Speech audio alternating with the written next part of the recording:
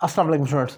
Idiom और proverb आपको exams में अक्सर जगह पर मतलब हर सिलेबस में, हर स्टडीज़ में, इंग्लिश में कभी ईडियम्स पूछे जाते हैं, कभी प्रोवर्ब पूछे जाते हैं, ज़रबुल मसल पूछी जाती है या मुहावरे पूछे जाते हैं। आपको यही नहीं पता होता ईडियम्स में क्या फ़र्क है और प्रोवर्ब में क्या फ़र्क है। तो आज इसी चीज़ को डिफ़ाइन करूँगा और ये भी आपको नहीं पता होता अगर ईडियम और प्रोवर्ब आ गए तो उसका यूज़ कैसे करना है। तो कोशिश करूँगा शॉर्ट कर डिफ़ाइन कर सकूँ दोनों का डिफरेंस भी और यूज़ भी, कि अगर मीनिंग नहीं भी पता तो आप एक क्या ऐसा एक कह लें कि एक शॉर्ट ट्रिक के तौर पर पॉइंट अप्लाई करें कि आप मीनिंग नहीं भी मालूम और अपना काम चला लें। अब जैसे पहले तो जरा देख लें ईडियम क्या होता है। ईडियम जो होता है एक तो स्पेसिफिक होता है, यानी कि मखसूस होता है किसी खास बंदे के लिए, सिर्फ उसी के लिए बोला जाता है, उसकी खास सूरत हाल या उसके खास वक्त के लिए।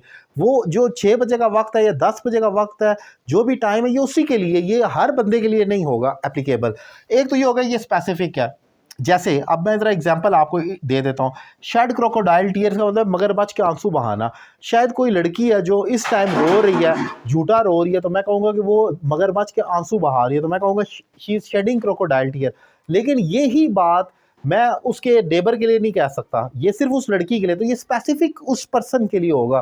फिर इसमें एक तंज होता है, मजाक और तंज होता है। तो ऑब्वियसली मगरमच्छ के आंसू, अब मगरमच्छ इतना बड़ा है वो झूठे आंसू बहाता है, तो अब इसमें एक तंज ही तो है, ये एक मजाक किया जा रहा है। वो मगरमच्छ से उसकी शक्ल नहीं मिलती लेकिन हम तंज कर रहे हैं, क्योंकि आमतौर पर एक पॉइंट दिया जाता है कि मगरमच्छ फेक रोता है, उसके आंसू होते हैं। फिर उसके बाद ये लॉन्ग सेंटेंसेस पर मबनी होते हैं, जैसे मैंने यहाँ कहा कि ये पूरा एक इडियम है। अब ऐसे she is shedding crocodile tears, वो मगरमच्छ के आंसू रो रही है, पूरा एक फिक्रे में डालूंगा तो एक लॉन्ग सेंटेंस क्रिएट हो सकता है। अब आते हैं ज़रा प्रोवर्ब की तरफ। प्रोवर्ब नंबर 1 तो ये कि ये शॉर्ट होती है, जैसे ग्रीडीज कर्स, ये 3 से ज़्यादा अल्फाज या 4 से ज़्यादा, tit for tat, health is wealth, ये इससे ज़्यादा लॉन्ग नहीं हो सकती, शॉर्ट होगी। सेकेंडली ये सीरियस होगी, इसमें एक सीरियस पॉइंट होगा। अब जैसे ग्रीडीज कर्स, इसमें कोई मजाक या तंज नहीं किया जाता, लालच बुरी बला है, ये सब के लिए यूनिवर्सल है। यानी कि जो आपका प्रोवर्ब है वो सब के लिए, मेरे लिए भी है, आपके लिए भी है, आपके नेबर्स के लिए, वो सब के लिए है। लेकिन इडियम किसी खास शख्स के लिए होगा जो उस हालत के लिए बोला जा रहा है।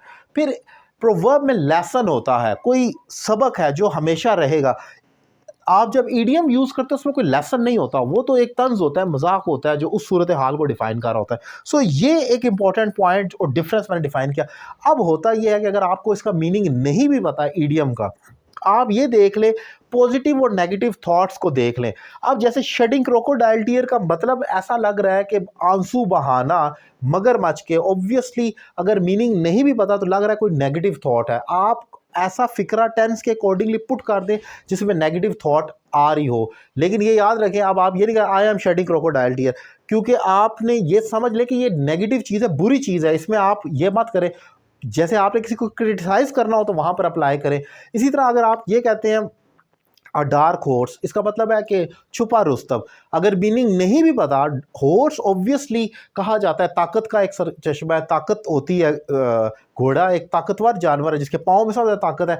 पॉजिटिव थॉट का मतलब यह है कि इस फिक्रे, इस ईडियम में कोई पॉजिटिव शख्स या आप फिक्रा पुट कर सकते हैं तो वो आपका मीनिंग कन्वे करेगा। सो अगर ईडियम का फिक्रा आपको बनाना पड़े तो टेंस के अकॉर्डिंगली आप पुट कर लें और उसको उसके अकॉर्डिंगली यूज़ कर लें, नेगेटिव और पॉजिटिव थॉट को देखते हुए। तो ये एक इंपॉर्टेंट ट्रिक है, शॉर्ट ट्रिक जो मैंने डिफाइन की। उम्मीद करता हूँ लेक्चर आपको पसंद आया होगा।